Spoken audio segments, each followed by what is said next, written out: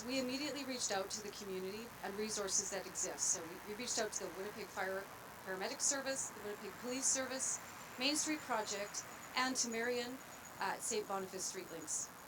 Marion and her team at Streetlinks responded quickly by providing outreach workers who attended the encampment and supported the people living there by providing immediate assistance, connecting them to resources, and housing.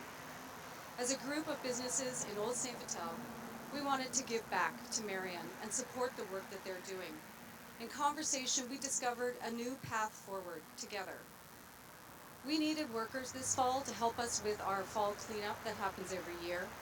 And Marion had participants who were looking for the opportunity to gain employment experience in order to be able to move forward on their journey of recovery and into sustainable employment. Today, together, we are launching what I have dubbed the Recovery Works program to provide work experience and assistance to the individuals in recovery and again help them along the road to employment and future self-sustainability and independence.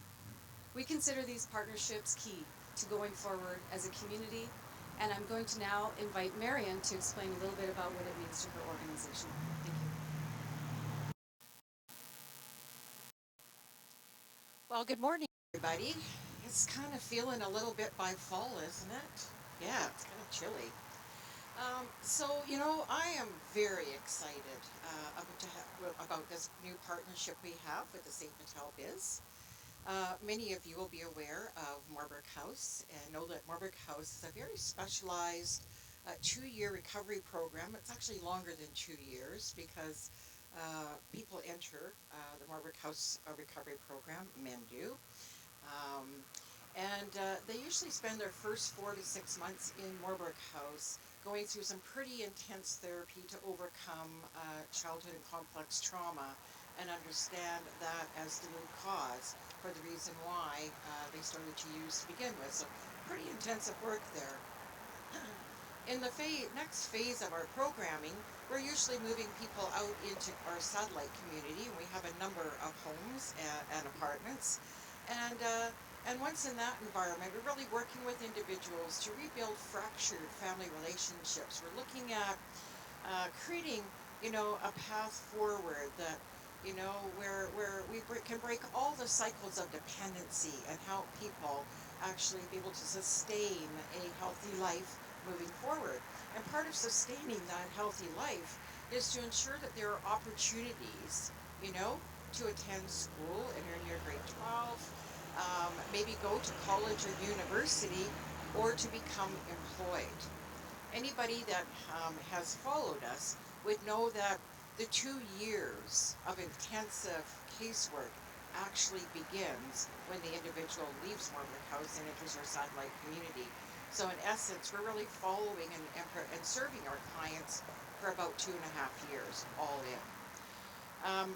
Many of you will understand that we have a highly impactful outreach team.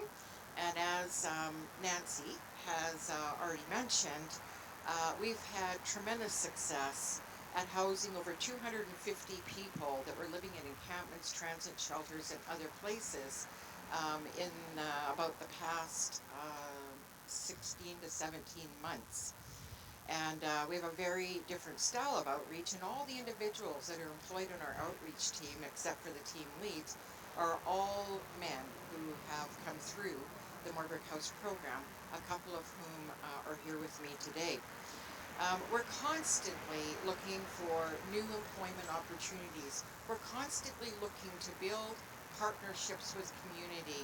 We're always on a mission to help you understand the demographical face of homelessness, and it's not always what you think it is. Neither is the demographical face of addiction. With me today, I always think, if homelessness and addiction could be looked at on a spectrum, I actually have both ends of that spectrum with me here today. So with me is Ethan Wildcat.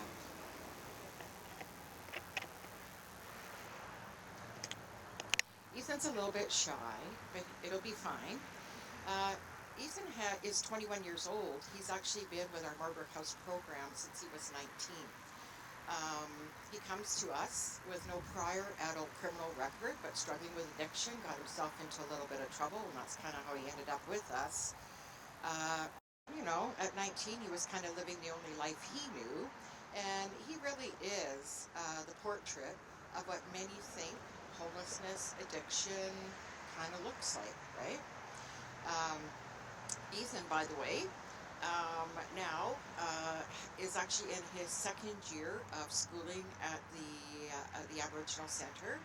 Um, he loves going to school. He works full time in the summer on our outreach team. School starts in another week or so. He'll work part time and he'll work weekends. He's been able to build his relationship with his son, who is he's three, and actually contributes all on his own out of his paycheck, support to the child's mother now. No need for maintenance enforcement people or any kind of court orders. He's actually stepped up and taken full responsibility for all of that.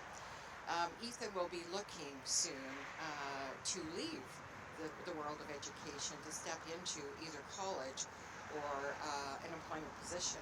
So these types of opportunities are really important. On the other side of me, we have Mario. Mario is actually on my board for his lived experience. Mario comes to us with a degree in microbiology. He also has an education degree, and for a number of years, 17 years maybe, you would have found him working in hospitals. He would later leave that, pursue an education degree, and at the time when his life kind of crumbled due to family circumstances, he was a high school principal. Um, Mario came to us homeless and addicted. Mario is another example, and proof of what Nancy is telling you, and that is that recovery works. We keep trying to change the language around addictions and mental health to help people understand, okay, that we really need to stop using the word treatment, in treatment centers and 28-day programs, a better understanding of addiction has you understand then that recovery is a process, it's a journey, it's a very long journey, and Marlborough House has consistently held a 63% success rate. 2 years into our program, and 74% of those that exit Marlborough House full-time employed. Think about that. From homeless and addicted, struggling with poor mental health, to into a recovery program where you're supported for pretty much 2.5 years, but 2 years for sure, right? And coming out the other end, full-time employed. You can't buy that. That's amazing. Now, we don't do it alone. We do it because we're able to build community partnerships. And partnerships like this one with the St. Vital Biz are absolutely critical. And we certainly put it out there to all of the Biz community to consider this model that's been created here. And let's provide some real opportunities for people that do the work to recover. People have to have something to move on to. You need to be able, if you're giving up an old way of life, you need a better way of life to embrace, and we need to really work to, to break all the dependencies that are attached to addiction and mental health. It might interest you to know that Ethan came to us at 19. He's now 21 years old. He continues in our program, goes to school, and he pays for his own recovery. He's probably the first person in his family not to be dependent on income assistance to support him. He's very proud of that, and we're incredibly proud of him. Thank you.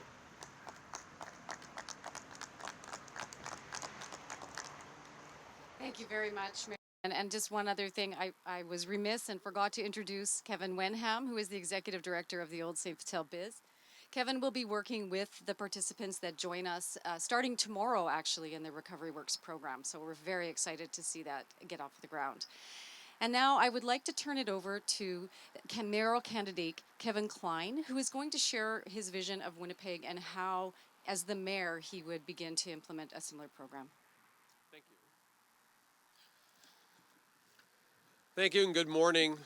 I think the one vision that you got to see happen just before I got up here with Marion Willis, and not often do organizations or people in our city take the time to acknowledge true leaders in the city of Winnipeg, and we have many, but I have to acknowledge Marion Wilson, who is an angel.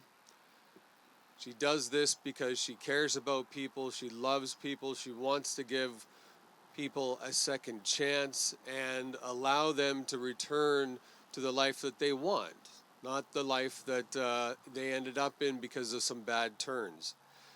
It's people like Marion and others throughout the city of Winnipeg that are going to help solve the problems we have and that will help moving our city forward. People choose to live in cities where they can prosper and where they can enjoy a high quality of life. And we've heard about two gentlemen today that want to live in a city where they can prosper, and that's starting, and where they can enjoy a high quality of life. And we're seeing that with the work of Marion and many, many others. The most important starting point for that city is being well managed, is true leadership that will work with those that have the solutions. And there are many solutions, but the answer is getting the work done, bringing the people together.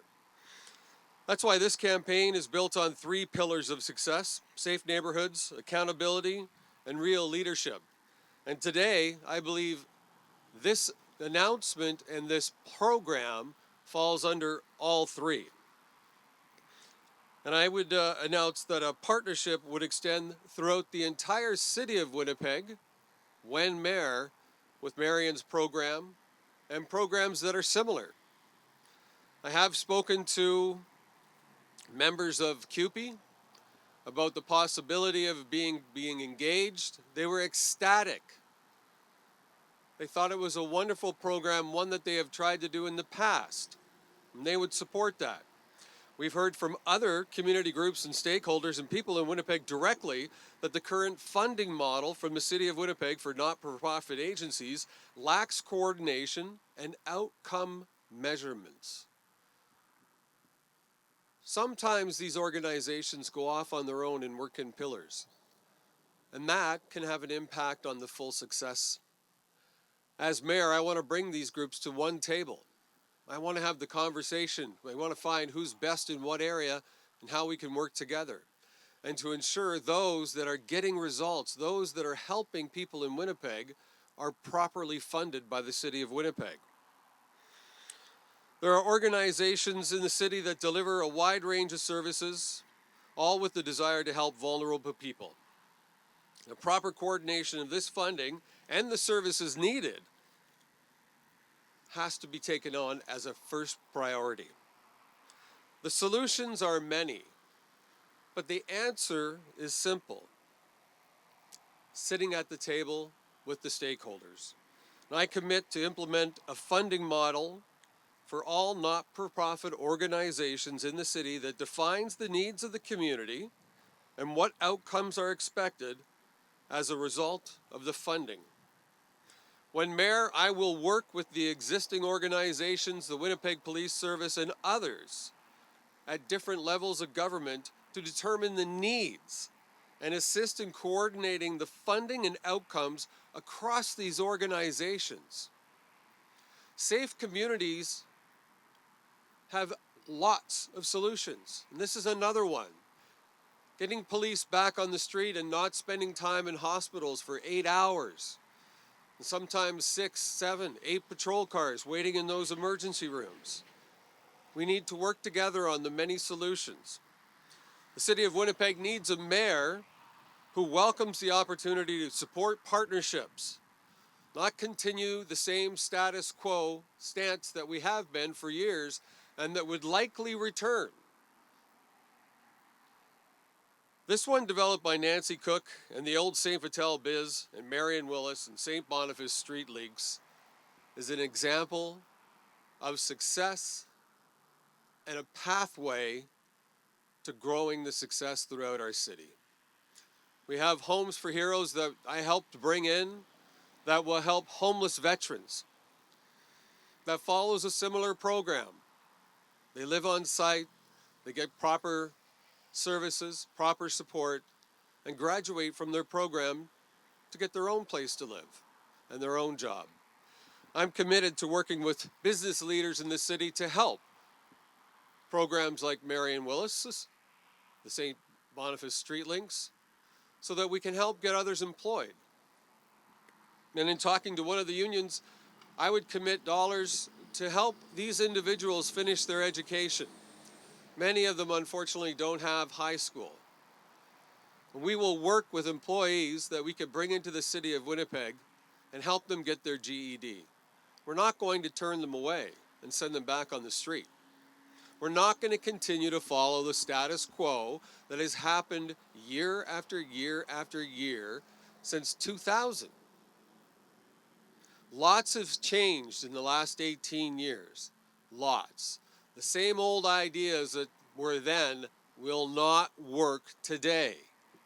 We need to get our police officers on the street. We need to better utilize our resources. We need to find the many solutions to fix this one problem. And today, I'm proud to be a part of this announcement. I'm proud to commit to more support financially, more support individually by getting out there and talking to businesses, myself, to help our residents get employed, to help our residents live the life that they want to live.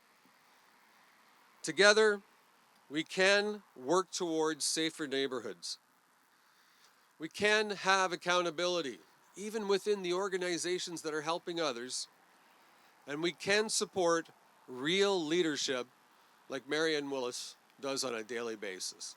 Thank you.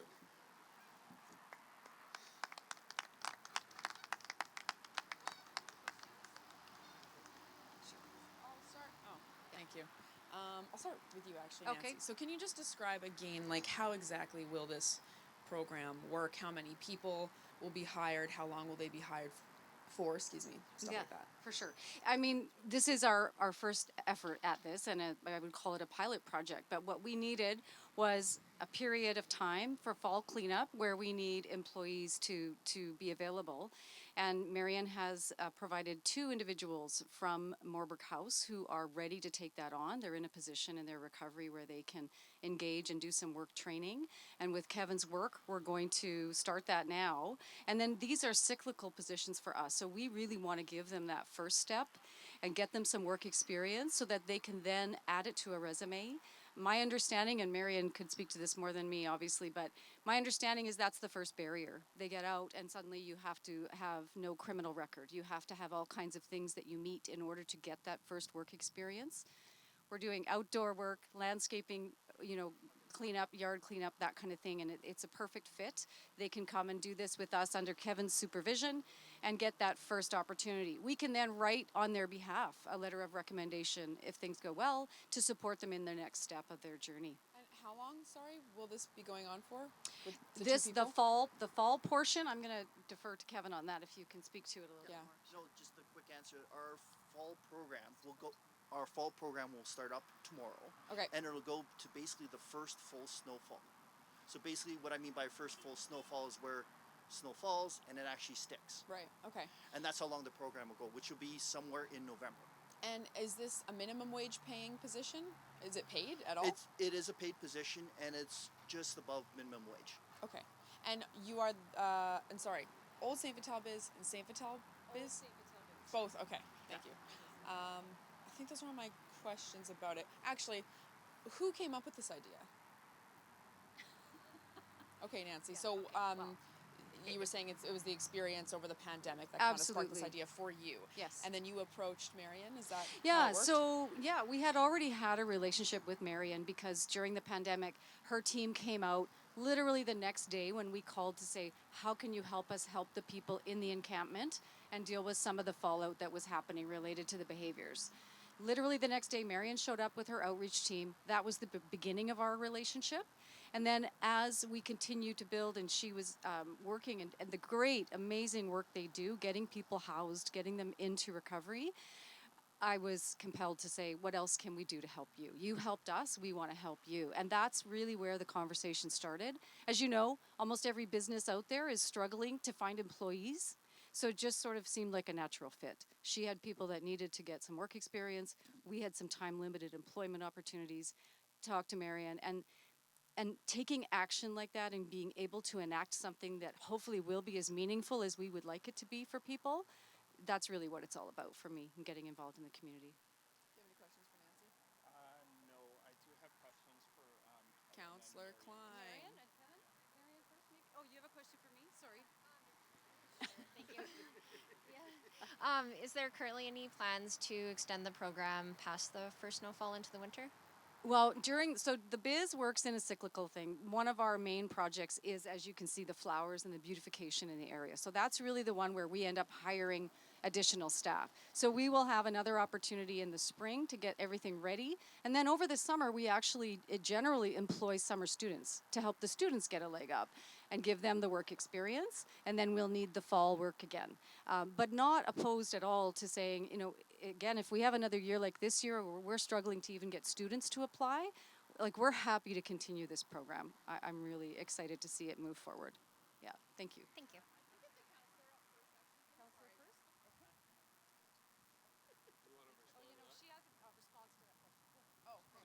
I just want to add to that because I think that I know where you're going with this, and initially I might have had the same concern too, and that is, well, this is a really short period of time. So how is this really going to work? How does this sort of lead to, longer term employment? The people that, as you can understand, many of the people that we have at Moorbrook House have huge gaps in their employment, huge. And so any kind of an opportunity to enter the workforce and build a current employment history is something that we really embrace. Because this particular opportunity with the old St. Vital biz could actually be the springboard that launches them into other employment. And it's easiest to find a job if you've already got a job. And so one of the objectives that I'll be working on with the individuals that become employed through this initiative is that we'll be doing a job search so they can actually do that. They can actually move from this job with a really good reference into another job that maybe pays a little bit more and, can be full time. It is only 2 people right now, but I mean, this is a little pilot. We're just starting. We're going to try this. We're going to figure out what's working, maybe what we need to tweak a little bit, and we will make this work. And we will make this a program that the city will want to support, and so will other biz groups throughout the city. We all need to come together as members of a human family to help each other, and I think this is a wonderful way to help those people that have really worked so hard, for their recovery. The way you sustain that, okay, is to find a way to sustain your new life, and that is free of all the dependencies to not only the substances that you use, but the systems, that supported you. So I'm thrilled about this. This is just a little baby step just to launch and grow this into something much bigger as we go. You've been working with, you have worked with other counselors in the past to try and address homelessness. Specifically, I'm talking about the bus shelter issue. And that kind of went a bunch of different ways. Boy, did it ever. Yeah, we're kind of speaking generalities, but I don't even know if you want me to talk about that. I do want you to talk about it because how confident are you that the city of Winnipeg can actually, such as Councillor Klein is saying, work with different businesses and really ask the people on the street, such as yourself and the Street Links, for advice and how to help people who are experiencing homelessness. Well, because you have been asked then kind of thrown under the bus. Frankly. Yeah, I'm thrown under the bus at every turn. I may hate myself for saying this later on. I have not entered a room more dysfunctional than City Hall. It's been a real challenge for our organization. I'm really hoping, if Marion could run City Hall, Marion would be making sure that every single council member around the table has really understands the agreements that are administered by various organizations, that they would read them and understand. One of the biggest challenges in our sector is that one of the biggest challenges in our sector is that End Homelessness Winnipeg has been allowed to really sort of drive the homeless agenda because they are the organization that administers the Reaching Home Fund. And I have nothing disparaging to say about End Homelessness Winnipeg. They're a great organization. They've worked really hard to build the capacity to administer that agreement, to do the work, right? But that name, End Homelessness Winnipeg, suggests that they're actually funded to end homelessness in Winnipeg. Well, they're not. They're funded to end homelessness for a percentage of the overall Indigenous homeless population that meet the federal definitions for chronically and episodically homeless. And they fund Indigenous organizations, which is a wonderful thing, to actually do the work, right? And to ensure that the work that they're doing with their population is culture-based and so on. The message that I've had such a difficult time getting across, and part of it is the level of political correctness. I've actually thrown political correctness right out of the window right now. I don't care anymore. You know, what we're facing in the city, okay, with the number of homicides, the number of people that are dying of fentanyl deaths, the crime, the property crimes, the residential crimes, the violent crimes against people, and even murder. All of this was predictable, and we have predicted it. And why? Why do we have so many people living outside in encampments? Why do we have so many people struggling with addiction? Why?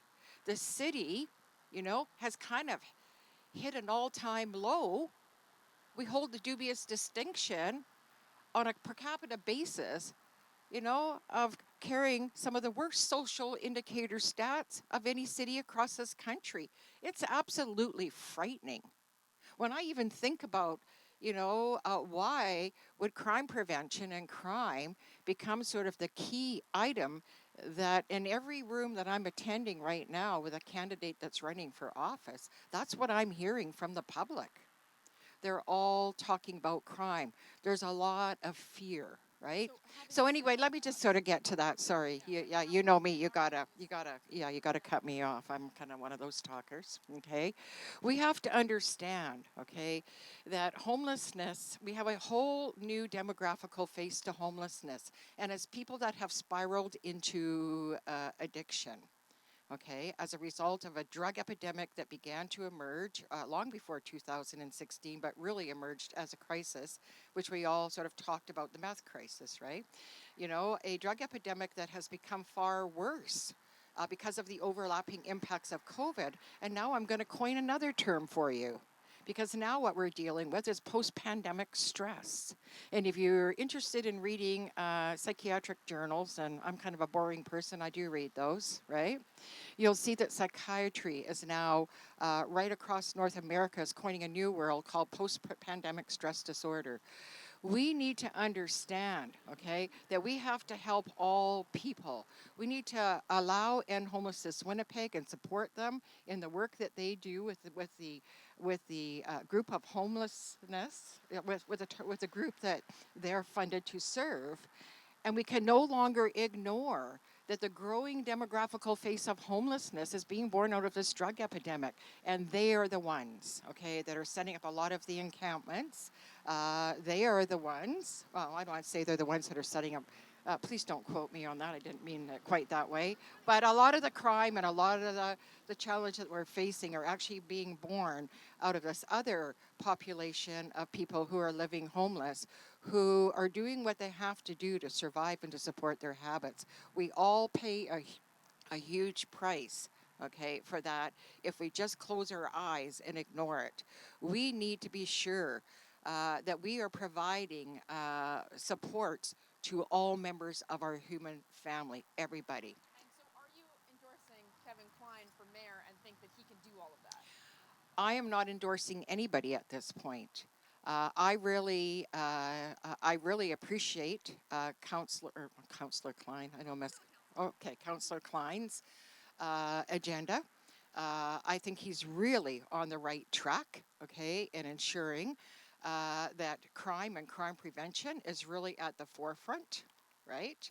I think that Councillor Klein understands what I understand, and that is that we need to stop, addressing homelessness and addiction and mental health and crime and all of these things somehow in silos, like they're all, separate, unrelated issues. All of these issues are all interrelated, and I really believe that a really good crime prevention strategy, refocusing our police service, freeing them up to allow them to do the work and get out there, right?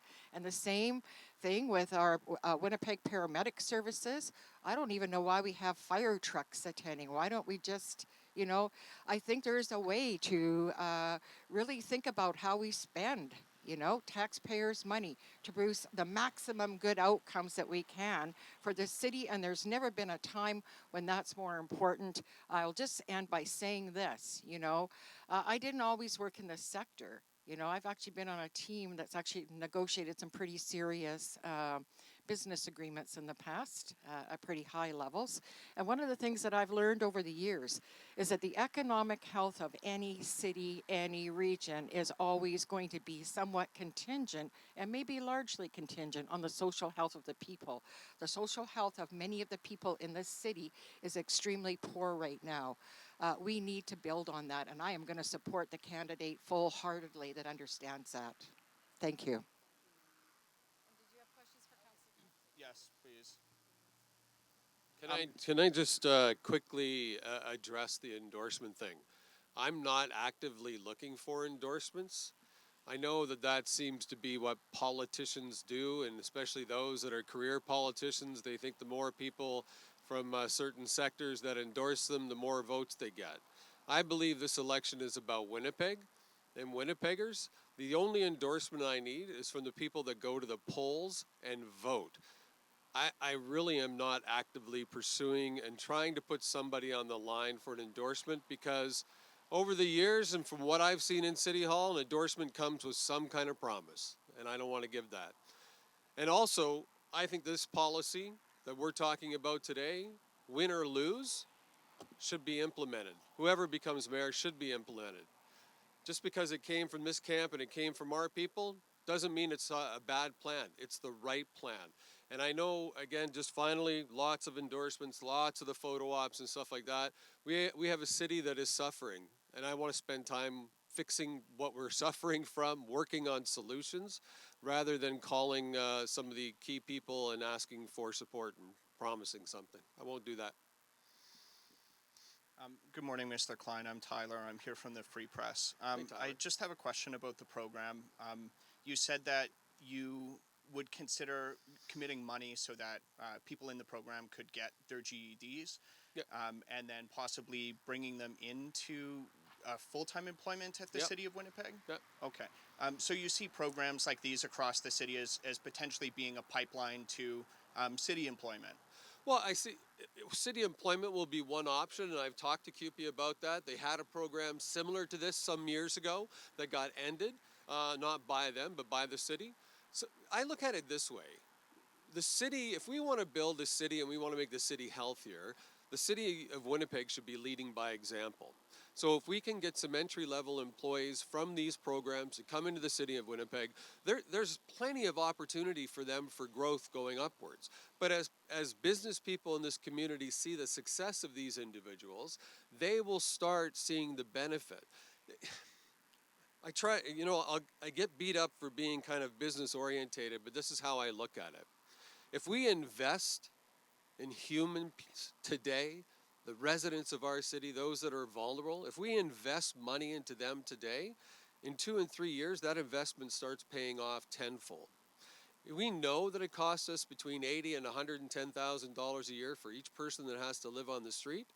Why aren't we helping and putting money towards that, so that in 5 or 10 years or 2 to 5 years, whatever it takes, that problem just diminishes us to a level where maybe we don't have homelessness. There's a lot of solutions to get there, but we're spending the money today just to put band-aids on the problem, but businesses are getting broken into. Windows are getting broken all the time in businesses. We hear businesses wanting to leave. That's unacceptable. Let's start working on that by, look, here's an area where we can fix the problem. Let's invest into it.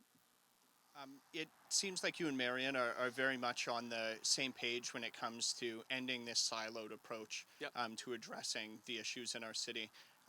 You talked about bringing all these organizations together to the table. What does that look like for you? Well, what it looks like is, first of all, it involves counselors that have a passion for that particular area. Every passion or every counselor has a different passion, a different project they're working on. Some transit, some infrastructure, some green space and parks. So I want to sit down with all the counselors and determine what counselors can we put on a working group. I call them working groups because it's easier for me to say than special committees, but a working group. And then you invite the players that are involved in the different organizations providing help. And you need to have many discussions about, okay, what is the problem today? Why are there silos today? How can we help break down the silos? And you include some of the public service in that too, who would be responsible. So out of each meeting, we could have some actions that have milestones over the next couple of months. So when they meet again, those milestones have been achieved. They can talk about those milestones and then move on to the next problem. And maybe that's funding. Maybe they should all be located in one place and we have a building, we could do that. Maybe we need to have one counselor that brings them public, and we do a working group like the Human Rights Committee does, or the Food Committee does. Maybe we bring that public so people can see what's going on and be engaged in that. We have to admit we have the problem by going public and keeping it public. That's admitting we have a problem. Sorry, just one final question here.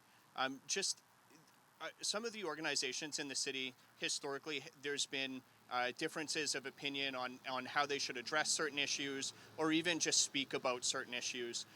Does that historic infighting, does that give you any concern with this idea of creating a working group or a committee? It's a great question. You know what? I think the city is at a critical point, and we heard Marion talk about it.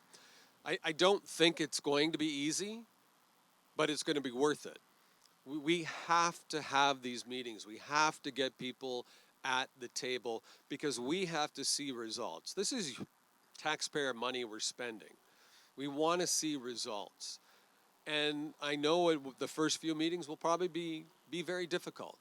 But I believe wholeheartedly that if we don't give it a chance, it's just going to grow and grow, and we're not going to be able to fix it at any time soon. So we have to take that time. We have to be humble enough to sit at that table and say, you all bring something to the table. Let's find out what your best skill is and go around. Now let's work together at getting it done. Is this an advisory committee, a board, a working group, a task force? Like each one has different rules under city legislation. Like some of the boards have to be accountable to certain things. So specifically, There's no legislation at the city. You mean the policies? Yes, thank you. Yeah. So which is it? Well, you can do an advisory board and make it public because we have the Transit Advisory Board.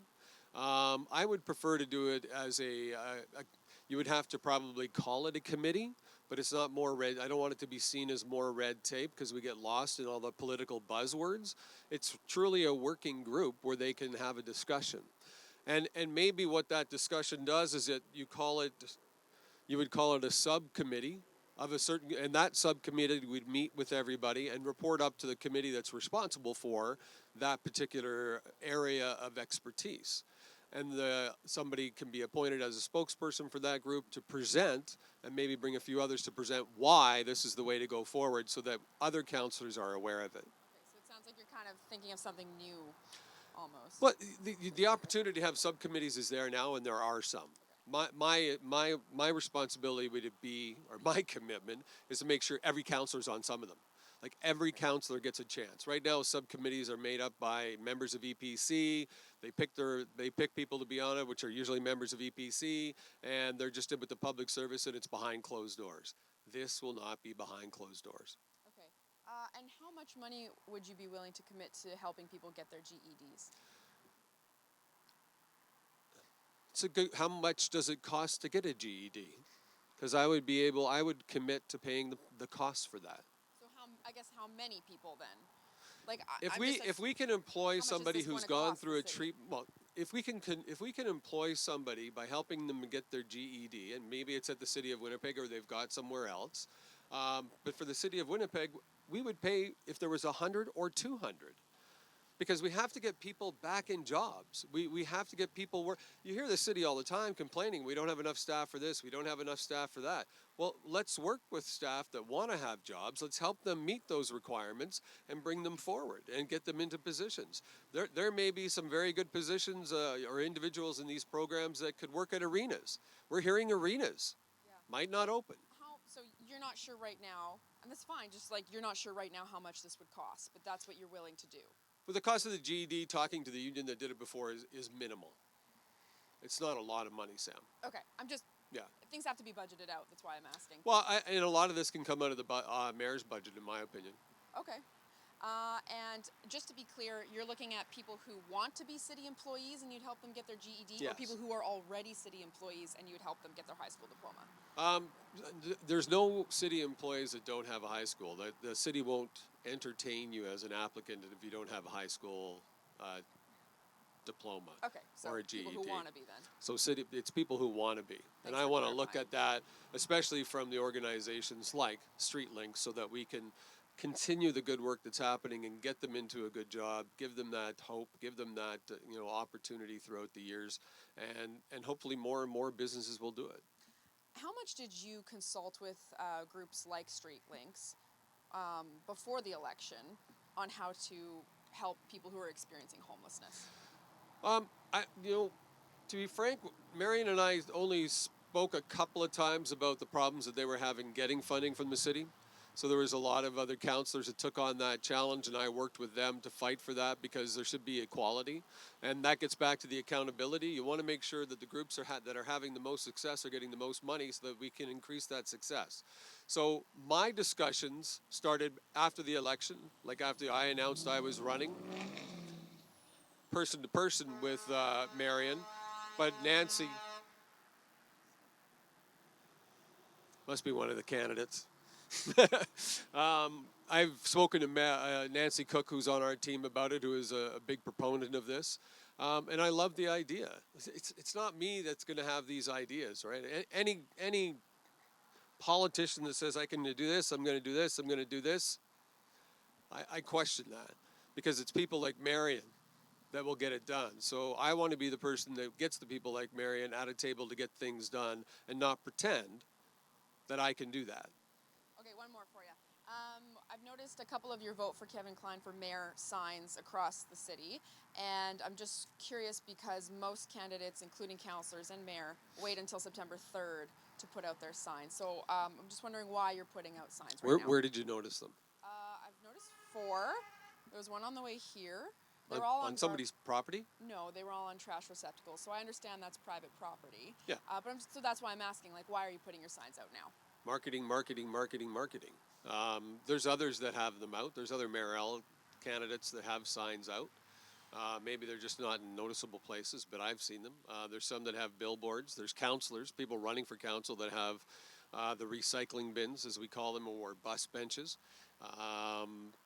I think it's the perfect time. We need to, this is it's a critical election. And I know, knocking on a lot of doors, people aren't engaged fully in this election yet. And I have to say that this is a critical election again, and we have to be engaged. With 15 people running, I think it's 15 or 14 people running, you have to understand that voting for anybody else could be just putting Murray in. Putting somebody in who just came back to the city because a job opened up. No, I think that my biggest competitor, quite frankly, I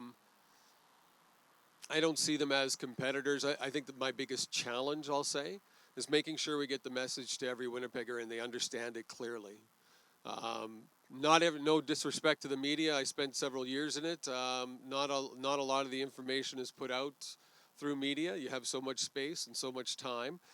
So it's our job to get out there and talk to as many people as possible, and we do that by visiting all kinds of residences during the day, and then we do town halls at night throughout various parts of the city. We reply to emails. I reply to emails.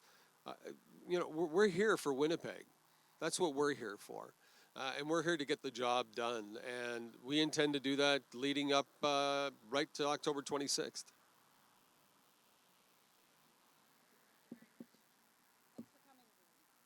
No one want to mention my new suit.